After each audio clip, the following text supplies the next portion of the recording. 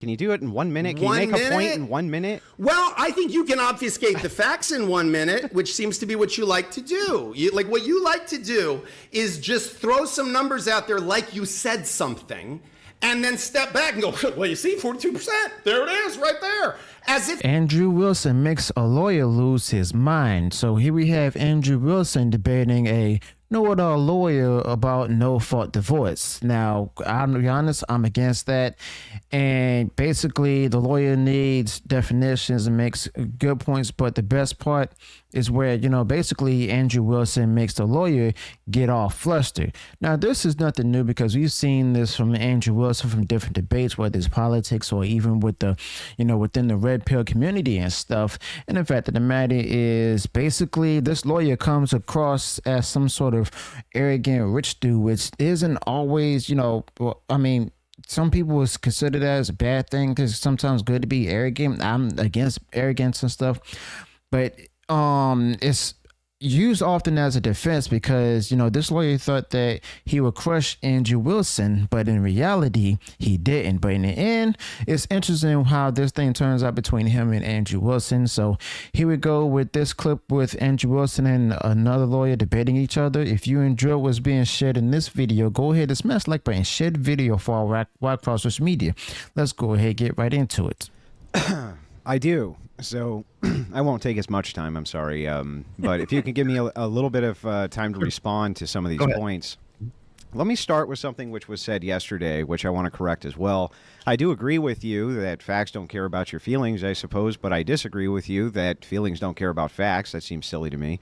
But kind of moving into this, we were talking about no-fault divorces yesterday, and Rollo had brought up an argument, and I guess it's his own correlatory data, which shows that we got it here. There you go. Divorce rate and contraceptive use. But that seems to be nothing more to me than a correlation after looking into it myself. So the first argument which came from the lawyer of the panel was, don't you think that we should see a higher rate of divorce then when a no-fault divorce is introduced like in New York? And the answer to that question is yes. I'm showing currently on my screen the stats for this.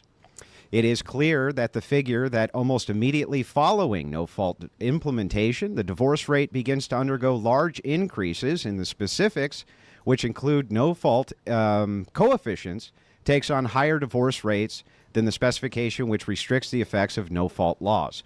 It shot up through the roof. That's one. The second thing I can kind of use to demonstrate this is that you are tracking this data going back to when contraception first was introduced, which was actually 10 years prior to no-fault divorce. Mm-hmm. However, we have here an abstract from Mexico because Mexico introduced no-fault divorce between 2008 2017. This is, 40 years past contraception, and you see a 27% increase in their divorce rates almost immediately. We also have a study which comes in. This is Horowitz, and I can give you the highlights of this study as well. But he looking at 4 different studies which were analyzed by him. For certain, they found the effects of no-fault divorce caused massive increases across the board for divorce rates due to expediency. Another thing that our lawyer friend brings up, he says, wait a second, what about poor people getting divorced? Well, yeah, wouldn't you want to have some kind of financial barrier, perhaps? Now, what could I say to back that up? This Horowitz study says, as the theory predicted, no-fault laws are empirically found to have a high significant positive effects on divorce rates. Further, not only these laws found to be significant in the short run, but also the long run, it goes on to clarify that if you have a financial barrier in the way of the divorce, you end up seeing far less divorces, and then it gives justifications for why that is. So I actually dispute this data by Rollo, and I would like to get into kind of the no fault. He says marriage satisfaction, but I think that that's only one part of it. So I'd love to respond to that. Sure. I think, Andrew, that you're and while I appreciate the reliance on the numbers in terms of the numbers of divorces that are entered, okay? So when you say the divorce rate, you're not talking about the number of people that file divorce actions. You're talking about the entry of judgment of divorces. That's what finalizes a divorce, okay? So, of course, I think literally every state, particularly California in '69 when they passed it, when Reagan passed it, who, by the way, was a conservative. I don't know if you guys recall. But he did it for the same reason most states did it, which is to move through a backlog. Okay, there's a tremendous backlog. The divorce process is a protracted process from a paperwork standpoint. Now, again, if you think, and this is not a logic I understand when applied to any number of things. Like, there are not a lot of heroin addicts out there going, you know, I want to use heroin. Oh, shit, wait, it's illegal. I guess I'm not going to do that. The fact that it takes a lot of paperwork to get divorced, more or less paperwork, is not going to be something that's going to cause people to continue to have happy marriages. That's and again, incorrect. Is and I the can goal? demonstrate. Hang on. I think well, listen. You talk for a long. You talk for a long time. Can we just do one point at a time? Well, Andrew, I can, but here's the problem. You're still just spitting numbers. Well, if right? you make a point, devoid let's just do one of at a time. Andrew, I'm sorry. I thought I was speaking.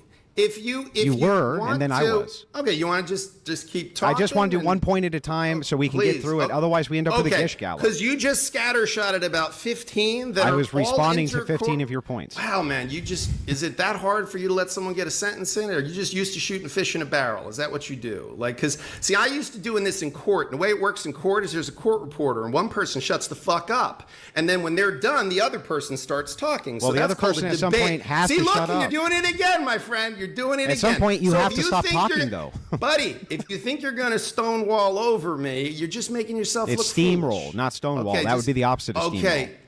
Wow, you've really proved your point, Andrew. You got me on that one, man. Absolutely. Like, this is what you do. Like, I've watched your game, man. It's not impressive to anybody. Look, there you go again. Out of Vegas.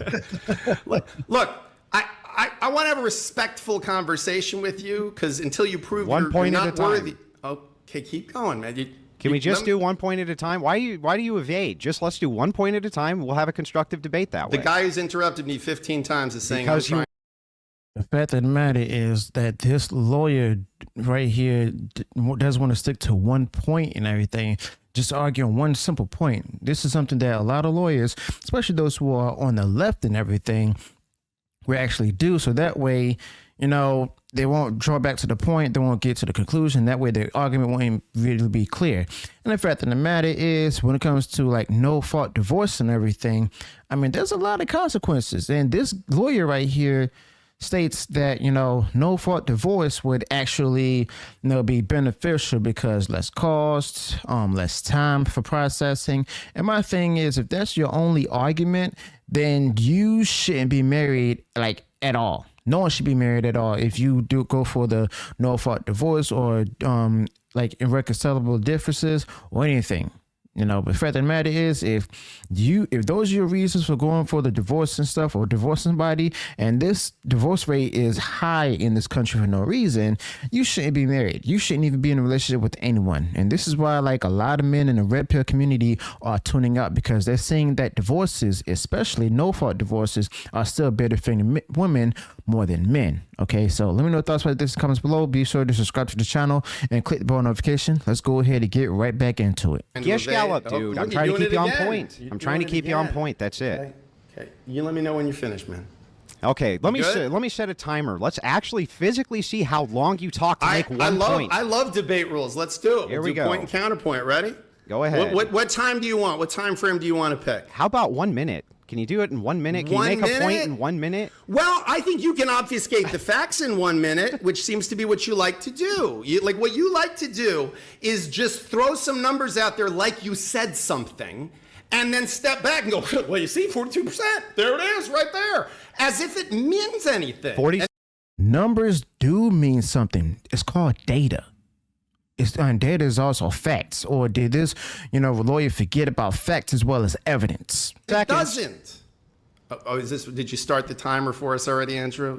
I'm just hoping you'll make a point at some point so that I can actually respond to the point. Why don't we? Okay, so I'll tell you what. You pick the topic because you want us to go one at a time. Mm-hmm. You pick the topic. You set the preposition, and then I'll respond. Okay, We'll so do it that way. We'll do your rule. 2 minutes? Whatever rule set you want, my friend, I am ready to roll. Whatever rule set you pick. All right, let's let Glenn do the time. Go for it. Okay, so this is easy. I just want to start with the kind of the claim that you made for no-fault divorce. You said you can't understand in your mind why this would ever cause anybody to have a more productive divorce or more marriage or more satisfaction in their marriage, things like this. However, what I can demonstrate using this Horowitz study when this was focused on, your exact point, what they state emphatically in this study is very clear. Those barrier to entries make and force the couples who are inside of the relationship to begin some kind of reconciliation process while the paperwork is slowed down. So actually, there's a huge benefit to it. There you go. Whole point made with time left on the clock. Can you respond to that? Okay.